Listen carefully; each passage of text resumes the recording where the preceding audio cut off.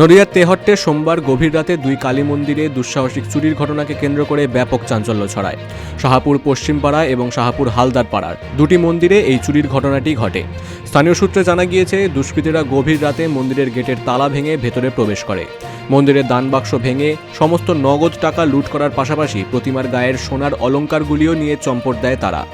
মঙ্গলবার সকালে স্থানীয় বাসিন্দারা মন্দিরে পুজো দিতে এসে দেখেন গেটের তালা ভাঙা এবং ভেতরের সমস্ত সামগ্রী লণ্ডভণ্ড হয়ে পড়ে আছে। সকালবেলা এই রাত্রে চুরি করে নিয়ে গেছে। তাই সকালবেলা আমরা এসে দেখি যে হলো তালা ভেঙে সব জিনিসপত্র গয়নাগাটি সব নিয়ে গেছে, টাকা পয়সা সব নিয়ে গেছে।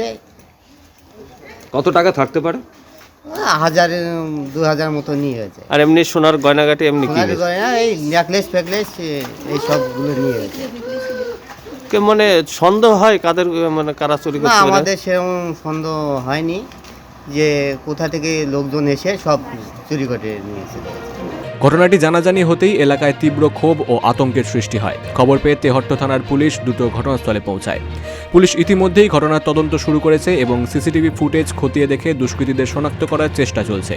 মন্দিরের নিরাপত্তা নিয়ে স্থানীয়দের মধ্যে উদ্বেগ ক্রমশই বাড়ছে।